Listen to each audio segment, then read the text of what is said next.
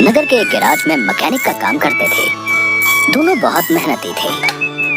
एक दिन गैराज में काम करते हुए, भाई मैं सोच रहा था अगर हम ऐसे ही काम करते रहे तो एक दिन अपना एक गैराज खोल लेंगे और फिर जल्दी ही दूसरा और फिर तीसरा और जल्दी ही हर शहर में अपना एक गैराज होगा। ये कहने के बाद दोनों राजू और दीपू अपना काम बंद करके मुस्कुराते हुए ऊपर की ओर देखते हुए अपने ख्यालों में खो जाते हैं। सपने में राजू और दीपू अपने नए गैराज के उद्घाटन की रिबन काट रहे हैं। तभी पीछे से उसकी पीठ पर कोई धक्का देता है और दोनों घबरा के सपने से बाहर आते हैं। राजू के बगल में उसकी गैराज का मालिक, ग्रे शर्ट, काले पैंट, सिमटे हुए बाल और आंखों पे चश्मा। तुम दोनों से एक काम सही से नहीं होता। कल एक गाड़ी तुम लोगों ने बना के दी थी, ग्राहक का फोन आया था, उनकी गाड़ी से धुआं निकल रहा है और रास्ते में बंद हो गई है। ये 1 महीने में तुम्हारी 8वीं शिकायत है। मैं तुम दोनों को अभी काम से निकालता हूँ, निकल जाओ मेरे गैराज से। मालिक, पर यह भी तो हो सकता है उसकी गाड़ी खराब हो। हमने तो ठीक से ही काम किया था। खराब गाड़ियों को ठीक करना ही हमारा काम है, निकल जाओ यहाँ से। और मालिक दोनों को धक्के मार के बाहर निकाल देता है। राजू और दीपू अपने छोटे से कमरे की बिस्तर पर हैं। सामने की दीवार पर विष्णु भगवान की तस्वीर टंगी है। दीपू राजू से, भाई हम हर जगह मन लगा के काम करते हैं, फिर भी हमें हर जगह से निकाल दिया जाता है। किसी को हमारी कद्र ही नहीं। हाँ भाई, यहाँ किसी को हमारी कद्र नहीं है। चल किसी दूसरी जगह जाते हैं, वहाँ शायद हमारी कीमत हो। भाई पर हम वहाँ करेंगे क्या?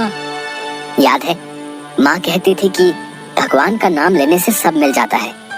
हाँ चल सामान बांध, अब हम यही करेंगे, भगवान का नाम लेंगे और पैसे कमाएंगे। वो कैसे? अरे हम बाबा बन के लोगों को ज्ञान देंगे और उनसे पैसे लेंगे। वो तो ठीक है, पर हम लोगों को क्या ज्ञान देंगे? अरे वही जो माँ हमें देती थी। तू ज्यादा सवाल मत कर, सामान बांध। हम राजा सूर्यदेव के चंपक नगर जा रहे हैं। चंपक नगर में राजू और दीपू गेरुए धोती और गेरुई शॉल में, कंधे तक बाल, गले में रुद्राक्ष की माला, पैरों में खड़ाऊ, कंधे पे लटकी मटमैली गठरी, कलाइयों में बंधी रुद्राक्ष की माला, एक बड़े बरगद के पेड़ के नीचे बने चबूतरे के सामने। ये राजा सूर्यदेव का चंपक नगर है, हम यहीं से शुरू करेंगे। दीपू सुन, आज से तेरा नाम दीपू नहीं दीपेश्वर है, समझा? और मैं एक सिद्ध योगी, मैं यहाँ बैठता हूँ और ध्यान करता हूँ। तू नगर में जाके ये खबर फैला कि एक सिद्ध योगी आए हैं जो हर समस्या का हल देते हैं। ठीक है, मैं जाता हूँ।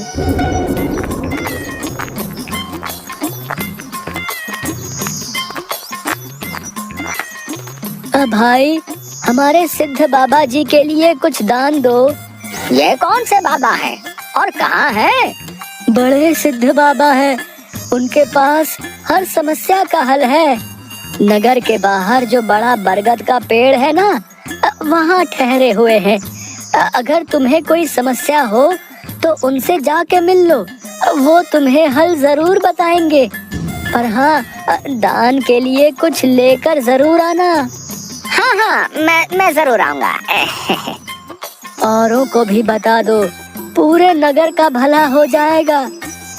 जरूर बाबा जी, जरूर। राजू पेड़ के नीचे ध्यान में बैठा हुआ है और दीपू थैले में सामान लेके उसके पास जाता है।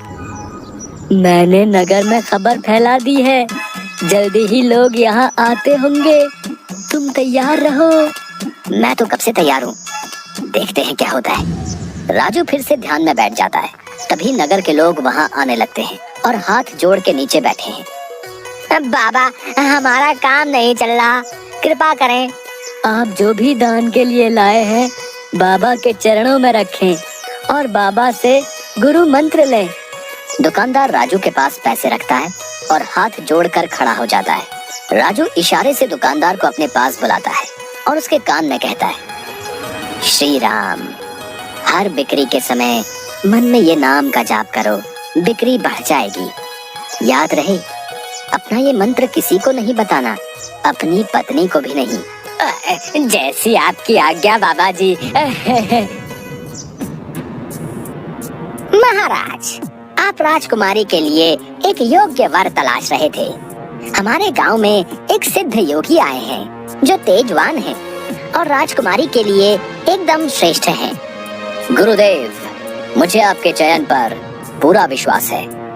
अगर आपने चुना है तो वो राजकुमारी के लिए अवश्य ही उत्तम होगा। सोने जवाहरात और अनेक उपहार लाओ। हम अभी उन महान योगी के पास जाएंगे और उनसे राजकुमारी से विवाह करने का आग्रह करेंगे। हे तपस्वी, मैंने आपके बारे में जो सुना था, आप उतने ही तेजस्वी हैं।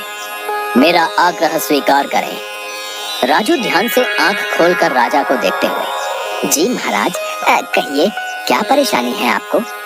मेरी इच्छा है कि आप मेरी पुत्री से विवाह करें और ये उपहार स्वीकार करें। राजू काफी देर तक उपहार में लाए सोने चांदी और अनेक वस्त्र और उपहारों को देखता है, फिर राजा की ओर मुड़ता है।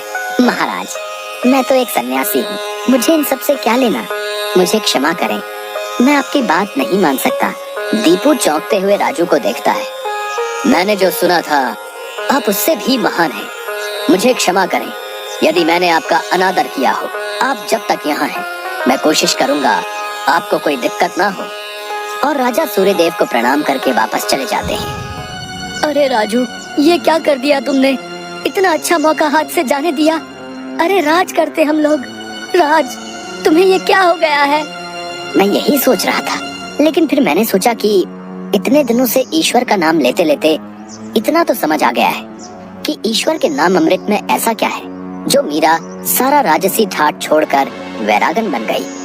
क्यों प्रहलाद ने अपने पिता की इतनी यातनाएं सही? मुझे भी राम नाम का धन मिल गया है, जिसके आगे इस दुनिया का सारा धन फीका है। मुझे ये सब नहीं पता।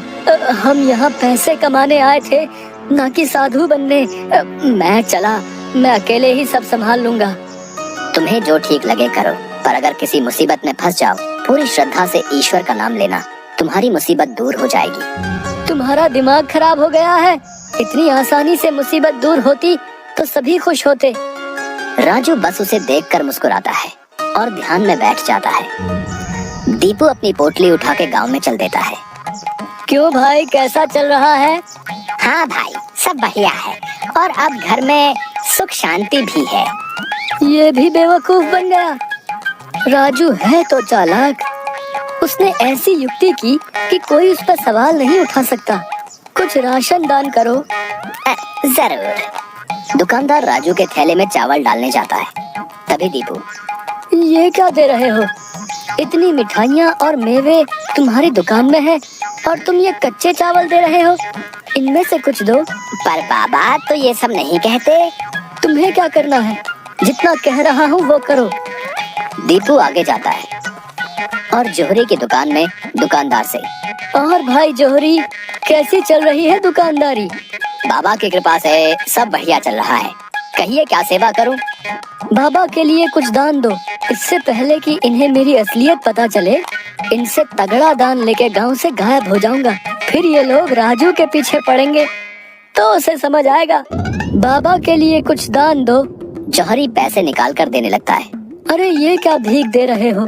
बाबा की कृपा से तुम्हारी दुकान चल रही है। इतने सारे जवाहरात हैं, इनमें से दो, कुछ कीमती सा। जितना दोगे उससे ज्यादा मिलेगा। ये बाबा को क्या हो गया है? कोई नहीं, बाबा को देने से मेरा क्या घटेगा। जौहरी एक सोने की हार दीपू को दे देता है। ये लीजिए बाबा। अच्छा धन बटोर लिया है मैंने, इससे काफी दिनों तक काम चल जाएगा। बड़ी भूख लग गई है, कुछ मिठाइयाँ खा लो। दीपू एक पेड़ के नीचे बैठ के मिठाइयाँ खाने लगता है। तभी वहाँ 4 डाकू, चेहरे पे नकाब, काले कपड़े और हाथ में छुरी लेकर आ जाते हैं। जो कुछ भी है वो हमें दे दो, नहीं तो हम तुम्हें मार डालेंगे। दीपू डर से अपनी पोटली उन्हें दे देता है। तभी डाकुओं के सरदार का नकाब खुल जाता है। दीपू उसे देख लेता है। अब तुझे मरना होगा, क्योंकि तूने मेरा चेहरा देख लिया है।